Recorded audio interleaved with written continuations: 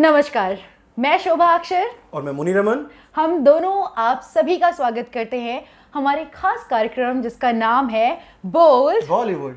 और जैसा कि आपको पता है, बोल्ड बॉलीवुड में हम ऐसे किस्से लेकर आते हैं जिन्होंने बॉलीवुड की दुनिया में खलबली मचा दी थी। और आज इसी सीक्वेंस में, इसी एपिसोड के आगे बढ़ते हुए एपिसोड में हम आपको बात बताते हैं किसकी, आप गैस करिए। वो अभिनेत्री जिन्होंने अमिताभ बच्चन पर आरोप लगाया कि वो उन्हें मारना चाहते हैं। वो अभिनेत्री जिन्होंने उस समय के या कहें अमेरिका के पूर्व राष्ट्रपति बिल क्लिंटन पर आरोप लगाया कि वो उनका कत्ल करना चाहते हैं। वो अभिनेत्री जो पूरी जिंदगी एक सच्चा प्यार तलाशती थी। वो अभिनेत्री जो बहुत ही खूबसूरत थी। वो अभिनेत्री जो बहुत ही कम समय में सिनेमा में राज करने लगी और अपने समय की वो सबसे खूबसूरत और सबसे बोल्ड एक्ट्रेस थी। पूरे 1 दशक नहीं, लगभग 2 दशक इस अभिनेत्री ने बॉलीवुड में राज किया। तो दोस्तों, हम बात कर रहे हैं अपने ज़माने की सबसे खूबसूरत अदाकारा परवीन भाभी की। तो शोभा जी, आप उनके बारे में कुछ और बताएं, कुछ और किस्से बताएं, उससे पहले गाना हो जाए। बिल्कुल।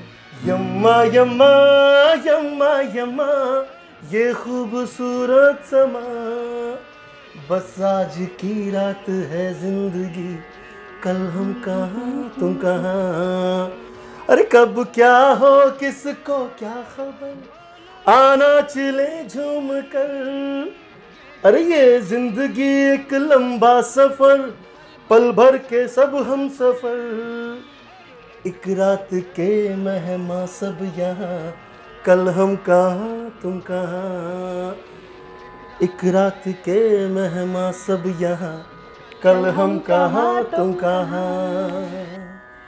क्या बात है, कल हम कहाँ और तुम कहाँ। बिल्कुल। और बात हो रही है परवीन बॉबी की। परवीन बॉबी की बात करें तो उन्होंने अपने करियर की शुरुआत जो है वो एक मॉडल के तौर पर किया था मुने। और उनका डेब्यू जब बॉलीवुड में हुआ तो वो फिल्म थी चैत्र। चैत्र नाम शायद आपको अनसुना सा लग रहा होगा, लगेगा ही, क्योंकि ये फिल्म बहुत बुरी तरह से फ्लॉप हो गई थी। और ये फिल्म उस दौर के क्रिकेटर थे सलीम दुर्रानी, उनके साथ इन्होंने अपोजिट रोल किया था परवीन बॉबी ने। लेकिन ये फिल्म जब फ्लॉप हुई तो लोगों को लगा कि इस लड़की में लेकिन कोई जादू ज़रूर है, आखिर ये लड़की है कौन। फिल्म फ्लॉप हो गई थी, लेकिन फिर भी निर्देशकों में और जो प्रोड्यूसर्स थे उस दौर के, उसमें होड़ लग गई परवीन बॉबी को अपनी फिल्म की साइन कराने के लिए। तो ऐसे ही उनको लगातार फिल्में मिलती रहीं और ये शायद पहली दफ़ा था कि किसी की पहली फिल्म इतनी फ्लॉप हो गई हो और उसके बावजूद भी वो उनकी व्यक्तिगत कहे कि उनके उस अदाओं का वो जलवा ही था कि निर्देशक उनके पास दौड़े चले आए। और इसके बाद उनको वो फिल्म मिली जो ब्लॉकबस्टर थी। 1974 में उनको सदी के महानायक अमिताभ बच्चन के साथ फिल्म करने का मौका मिला और जिसका नाम था मजबूर। तो शोभा, वो ऐसी शख्सियत भी थी जिनको टाइम मैगजीन ने फीचर किया था। वो पहली भारतीय अदाकारा थी जो टाइम मैगजीन पे अपनी जगह बना पाई थी, क्योंकि 2-3 साल के अंदर ही उन्होंने इतनी ख्याति प्राप्त कर ली थी कि टाइम मैगजीन भी उनको अपनी मैगजीन में जगह देने से रोक नहीं पाई। क्या बात है। और ये सच में उस दौर में सबसे बड़ी उपलब्धि थी कि परवीन बॉबी बॉलीवुड की पहली ऐसी अभिनेत्री थी जिन्हें टाइम मैगजीन में, जैसा कि मुनी ने बताया, कि टाइम मैगजीन के कवर पेज पर स्थान मिला। और अब इसके बाद होना क्या था, इसके बाद तो परवीन बॉबी का जादू निर्देशकों पर सर चढ़ कर बोलने लगा और उसके बाद तो उनकी कई फिल्में मिलने लगी। लेकिन सदी के महानायक, जैसे कि मैंने बताया कि उनके साथ उन्होंने पहली अपनी ब्लॉकबस्टर फिल्म दी थी मजबूर, पर वो जोड़ी इतनी पसंद आई लोगों को कि लगातार उनके साथ कई और भी फिल्में आई, जैसे कि दीवार, कालिया, काला पत्थर, नमक हलाल, देश प्रेमी, अमर अकबर, एंथोनी और न जाने कितने। बात परवीन बाबी और अमिताभ बच्चन की चल रही शोभा जी, तो क्यों ना उनके ऊपर फिल्माया एक बहुत सुंदर सा गीत, प्यारा सा गीत। फिल्म नमक हलाल 1982 में आई थी जी। और उसके सारे गाने ही बहुत अच्छे थे, तो एक गाना हो जाए उनका। बिल्कुल, हमारे दर्शकों को बहुत पसंद आएगा जी। आगाज ये है तो अंजाम होगा हंसी, हर दीवाने परवाने मरने से डरते नहीं, दिलरुबा खुल के जरा मिल यार से रात बाकी बात बाकी होना है जो हो जाने दो सोचो ना देखो तो देखो हाँ जाने जा मुझे प्यार से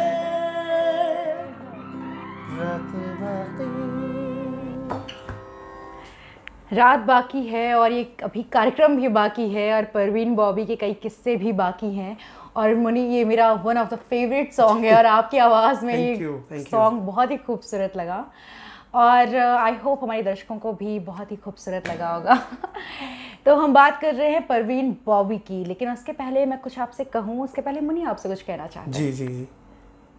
तो शोभा जी, परवीन बॉबी के दीवानों की और उनके चाहने वालों की जो फहरिस्त और लिस्ट थी वो काफ़ी लंबी थी। ऑस्ट्रेलियन एक्टर बॉब क्रिस्टो भी उनसे मिलने के लिए ही मुंबई में ही बस गए थे। जी जी। और उनके जो दीवाने थे उसमें भी कई बॉलीवुड के अदाकार थे, वो कबीर बेदी हो, महेश भट्ट हो या डैनी डेंगजोंगपा हो, ये भी उन लोगों में शुमार होते हैं आज भी। क्या बात है। और आपको इसके आगे भी कई और लिस्ट बताऊं, उसके पहले एक किस्सा बता दूं। एक बार हुआ यूं कि परवीन बॉबी पहुंच गई थाने।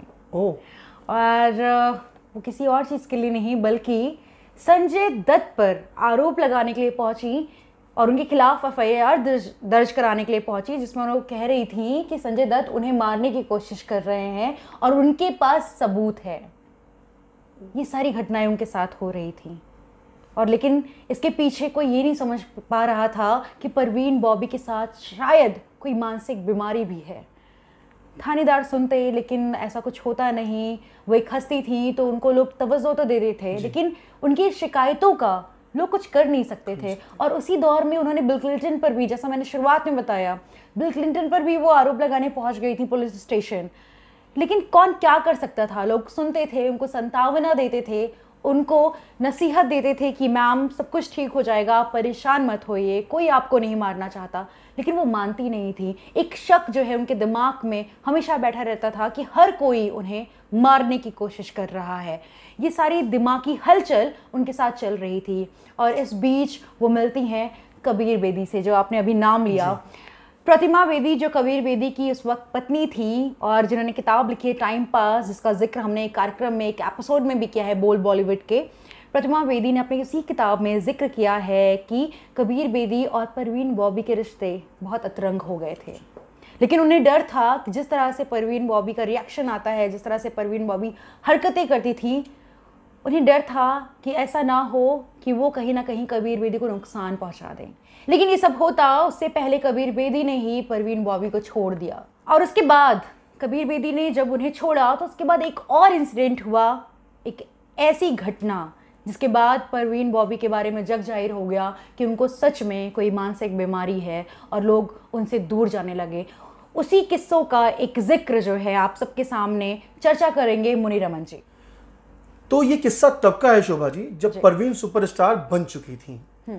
हुआ यूं कि एक बार महेश भट्ट उनके घर पहुंचे तो वो एक फिल्मी कॉस्ट्यूम पहन के कोने में खड़ी थी, उनके हाथ में शायद चाकू था। और वो बार बार ये कह रही थी कि तुम मुझे मार दोगे, तुम मुझे मार दोगे, मुझे तुम मार दोगे। तो पहली बार महेश भट्ट को उनकी बीमारी के बारे में पता लगा कि वो मानसिक रूप से बीमार है और मानसिक रोगी है। बिल्कुल। और वहीं से महेश भट्ट और परवीन बॉबी के बीच तल्खियां जो है वो बढ़ने लगी थी। एक और किस्सा है जो बहुत ही प्रचलित हुआ था, बहुत ही सुर्खियों में रहा था और जिसके लिए कहा जाता है कि बॉलीवुड अपने बोल्ड तरीकों के लिए जाना जाता है। उसी में से एक बोल्ड किस्सा एक ये भी है।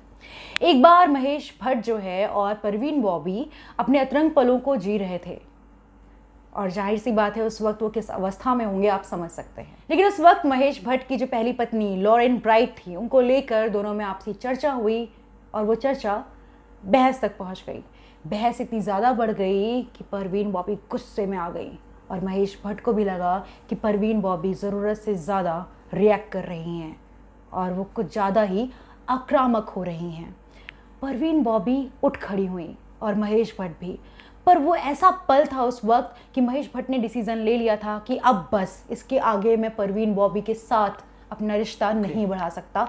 और उनको लगा कि ये रिश्ता अब यहीं पर ख़त्म करना होगा। ऐसा करते हुए महेश भट्ट तैयार होते हैं और उस कमरे से निकल जाते हैं। पर परवीन बॉबी जो अभी बिस्तर पर ही पड़ी हुई थी और शायद वो अपने अकेलेपन को तुरंत महसूस कर रही थी, उनको लग रहा था कि महेश भट्ट अब उन्हें छोड़कर चले जाएंगे और उनका सच्चा प्यार शायद अब उन्हें छोड़कर जा रहा है। उसी अवस्था में, नग्न अवस्था में, आप यकीन करिए, महेश भट्ट ने खुद इस चीज़ को सार्वजनिक मंचों पर एक्सेप्ट किया है कि उस वक्त क्या हुआ था। परवीन बॉबी उसी अवस्था में उनके पीछे दौड़ती हैं, लेकिन तब तक महेश भट्ट जा चुके होते हैं अपनी गाड़ी पर बैठकर। और इतना ही नहीं, परवीन बॉबी अपने घर के गेट के बाहर भी उसी अवस्था में दौड़ने लगती हैं। सड़क पर कई लोग परवीन बॉबी को नोटिस करते हैं और वो उसी अवस्था में दौड़ती हुई महेश भट्ट के पीछे भागती रहती हैं, बेसुध, बिल्कुल सब कुछ भूल कर कि कौन से लोग हम मुझे देख रहे हैं और इसका क्या उनको अंजाम सामने देखने को मिलेगा। लेकिन वो दौड़ती रहती हैं और दौड़ कर थक जाती हैं और गिर जाती हैं।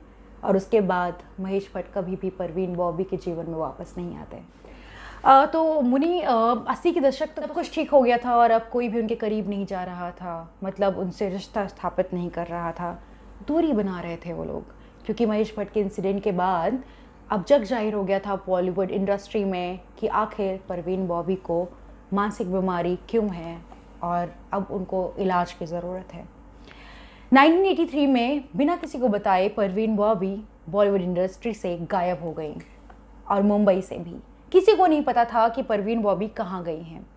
माना गया कि वो शायद विदेश चली गई हैं, लेकिन कुछ लोगों ने ये भी कयास लगाया कि कहीं परवीन बॉबी का चक्कर अंडरवर्ल्ड के किसी डॉन से तो नहीं हो गया है और उसी चक्कर में वो कहीं उनसे मिलकर कहीं और तो नहीं चली गई हैं, किसी और देश तो नहीं चली गई हैं। और कुछ लोगों ने ये भी कहा कि परवीन बॉबी ने बॉलीवुड से संन्यास ले लिया है।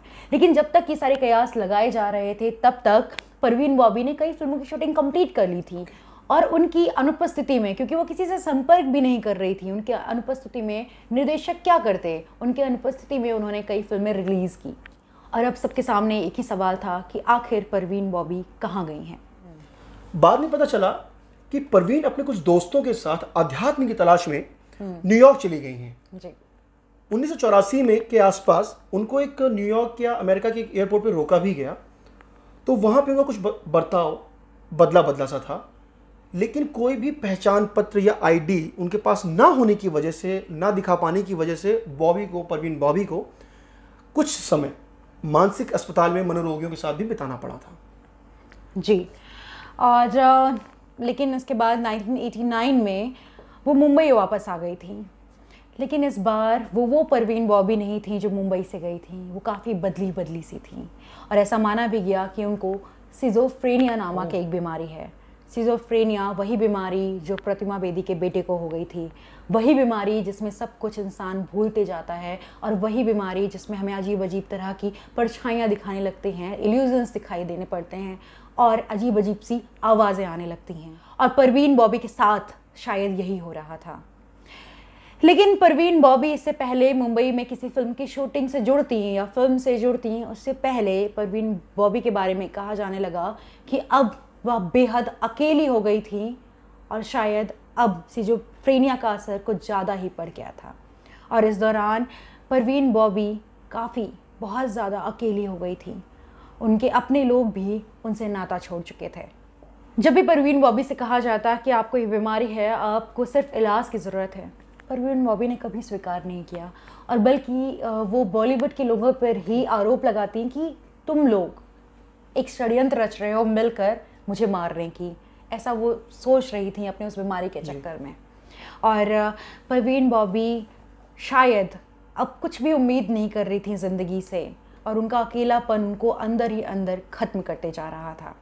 तो शोभा जी, वक्त के साथ परवीन की हालत इतनी ज़्यादा ख़राब हो गई थी कि उनको हर वक्त यही शक रहता था कि कोई उन्हें मारना चाहता है। कोई भी मीडिया कर्मी या कोई भी पत्रकार उनसे अगर इंटरव्यू लेने आता था तो उससे ये कहती कि मेरा खाना टेस्ट करो, मेरा पानी टेस्ट करो, मुझे लगता किसी ने जहर मिला दिया है। वक्त बीतता गया और उनकी हालत ख़राब होती गई। बिल्कुल मुनी, और सबको शायद एक दुख भी हो रहा था जो उनसे लोग जुड़े थे कि किसी को अंदाज़ा नहीं था कि परवीन बॉबी जैसी हस्ती के साथ और इतनी जिंदा दिल अभिनेत्री के साथ ये स्थिति आएगी। और अकेलेपन का कारण तो ऐसा था कि उन्होंने खुद लोगों से कन्नी काटनी शुरू कर दी थी, किसी को संपर्क नहीं करती थी। और यही वजह है कि 20 जनवरी 2005 को जब उनकी डेथ हुई तो उनके फ्लैट पर कोई नहीं था, किसी को कोई जानकारी देने के लिए, और उनकी बॉडी यूं ही मृत पड़ी हुई थी। जिस सोसाइटी में शुभा परवीन रहा करती थी, वहाँ के सिक्योरिटी गार्ड ने जब देखा कि ना परवीन ने अपने अखबार उठाए हैं, ना 3 दिन से दूध उठाया है, तब उसने पुलिस को खबर करी थी। जो अभिनेत्री जिसने ज़िंदगी भर सिर्फ एक सच्चा प्यार तलाशा, आज वो यानी कि 20 जनवरी 2005 को वो अपने फ्लैट पर, जुहू पर स्थित था उनका फ्लैट, और वहाँ पर वो मृत पाई गई। और जैसा कि मैंने आपको बताया कि अंतिम समय में उनके साथ कोई नहीं था और उन्होंने किसी से संपर्क भी नहीं बना रखा था। जी। उनकी बॉडी को क्लेम करने के लिए पता है कौन आया मुनि? कौन? उनकी बॉडी को क्लेम करने के लिए कोई नहीं बल्कि महेश भट्ट आए। क्या बात है। और शायद यही उनका ट्रिब्यूट था परवीन बॉबी को, और एक सच्चे प्रेम की ये निशानी भी थी। तो चलते चलते शुभा, एक ऐसा गीत जो हम नहीं, शायद महेश जी की तरफ से परवीन जी के लिए ये श्रद्धांजलि हो, और परवीन बॉबी के ढेर सारे फैंस की तरफ से। जी, ये गाना और ये इसके सारे जज्बात आप सबकी तरफ से, महेश जी की तरफ से परवीन जी के लिए। लेते हैं किसी का जो नाम, उनको हजारों सलाम, कभी रुकते नहीं, कभी झुकते नहीं, चाहे जो भी हो अंजाम। यार की गली से गुजरते हैं शान से, जीते हैं शान से, मरते हैं शान से। प्यार करने वाले प्यार करते हैं शान से, जीते हैं शान से, मरते हैं शान से। क्या बात है मुनि। प्यार करने वाले सिर्फ प्यार करते हैं और जीते भी शान से हैं और मरते भी शान से हैं। बिल्कुल। और उम्मीद करती हूँ परवीन बॉबी पर आधारित आज का ये एपिसोड आप सबको बहुत बहुत पसंद आया होगा। और ये जो कैमरा पर जो हमारी जोड़ी है शोभा और मुनि की, ये भी आपको बहुत पसंद आ रही होगी। तो आशा करते हैं आप सब हमारे इस कार्यक्रम के साथ जुड़े रहेंगे और अपने लाइव कमेंट्स ज़रूर हमसे शेयर करेंगे। और क्या करेंगे, हमारे सुझाव दें हमें, आप लाइक्स करें, शेयर करें, दबा के शेयर करें, हम लोग को फॉलो करें, इस पोस्ट को फॉलो करें, और हम फिर किसी अगली शख्सियत के साथ हाजिर होंगे, उनकी कुछ अनसुनी अनकही कहानियाँ और कुछ गीत। तो तब तक के लिए हम दोनों को इजाजत दें। नमस्कार। क्योंकि सिर्फ प्यार करने वाले जानते हैं कि आन बान और शान से जीना किसे कहते हैं, है ना।